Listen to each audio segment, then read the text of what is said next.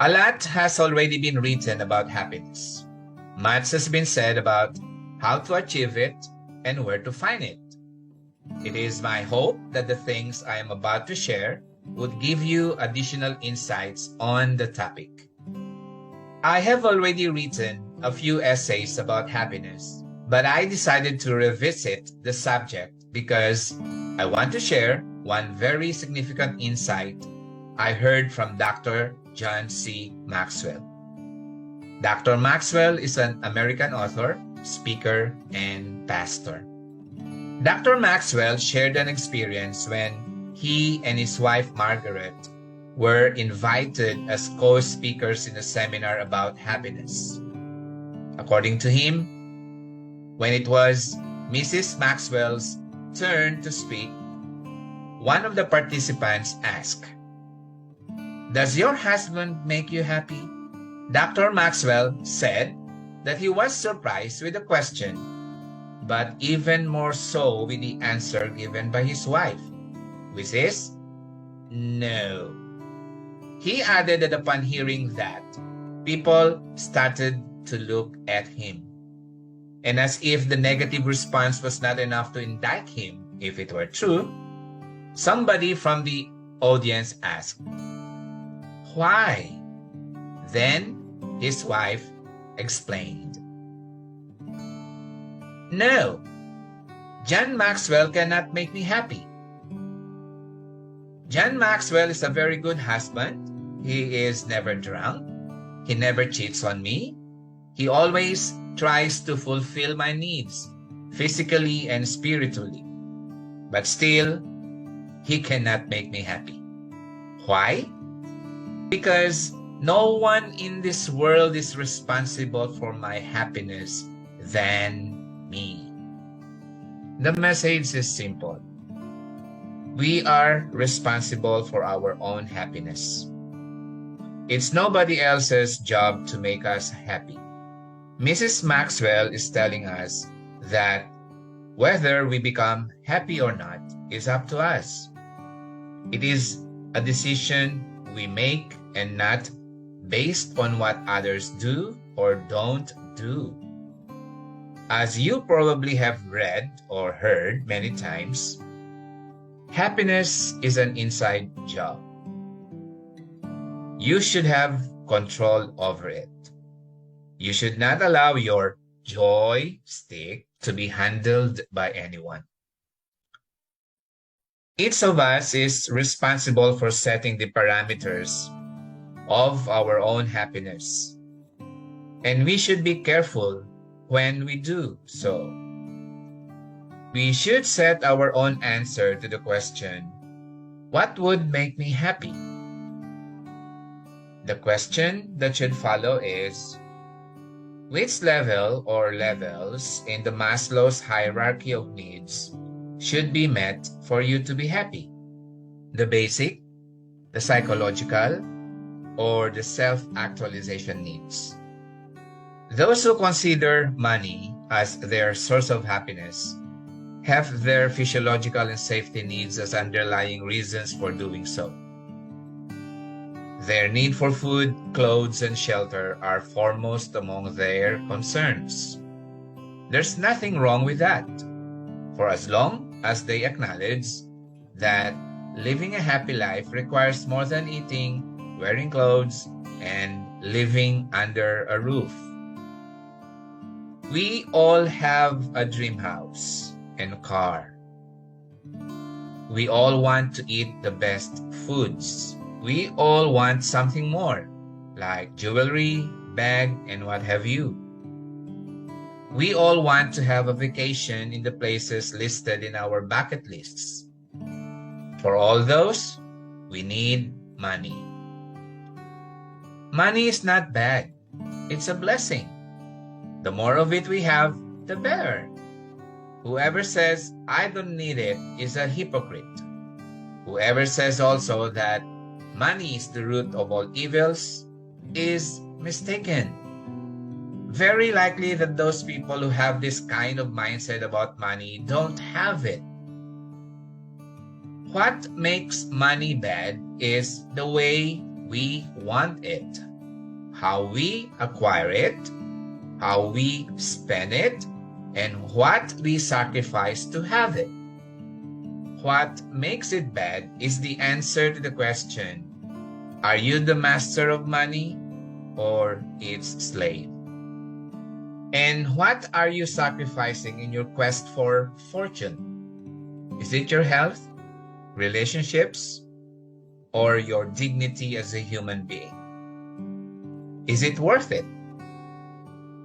If you tie up your happiness with your need for love and belongingness, that's when other people, your family and loved ones, friends, and to some extent, co-workers, get involved. From what makes me happy, it now becomes a matter of who makes you happy. This is when we should be reminded of Mrs. Maxwell's words. No one is responsible for my happiness than me. It is difficult, but we should not allow other people to dictate our happiness. No matter how close they may be to us, we should manage our relationships in such a way that it would not destroy the tranquility of our lives and distract us from our personal and professional pursuits and endeavors. How to do it? That is the question. We become unhappy in our relationships when we get disappointed by something that a loved one, a friend, or a coworker did or had failed to do. This is because we have set expectations and standards that they must measure up to. And when they don't, we become disappointed, leading us to feel unhappy. What should you do then? Consider dumping your expectations and standards. Our happiness should not be contingent upon the way we expect other people to think, speak, and act. Do not set standards that whether your relatives, boyfriend, girlfriend, husband, wife, children, parents, friends, co-workers, boss, leaders, neighbors, or strangers, like it or not, should comply with. You will be gravely disappointed if you expect other people to behave and think exactly the way you want. You have no control of the way your fellow men would conduct themselves as persons and as professionals. You just need to embrace them for the way that they are. Just like you and me, they are not perfect. If your relationships is at a level that they could accept rebuke and advice, then try. But how sure are you that with whatever issues or disagreements that you have with whoever, you are right and they are wrong? That the mistakes is theirs, not yours. Should they not accept your rebuke or advice, in the event that you are certain that you stand on the side of truth and reason, then let them be, and you do what is best for you, which is move on. Carry on with your lives. Carry on with your dreams. Let whoever erred suffer the consequences, and pray that that's not you. Happiness, being an inside job, that it is, should not be hinged upon any external factors that we don't have direct control of.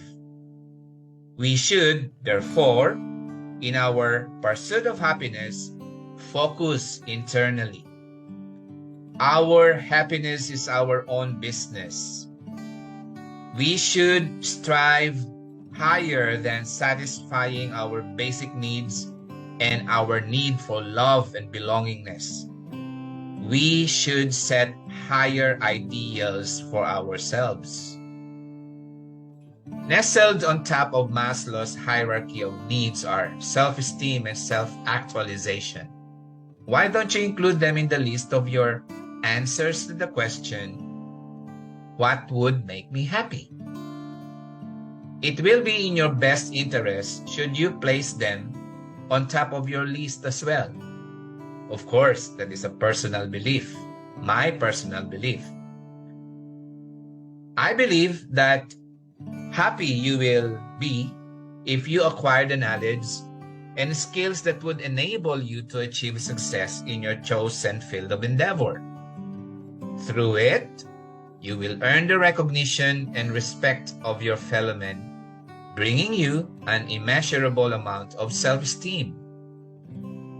If you attain self-actualization, it means that you succeeded in unleashing your full potential as a person, and you will be surprised how wealth, love, and admiration and respect of other people will come knocking at your door, even if you don't seek them. You will be surprised how successful you will be in handling your personal and professional relationships.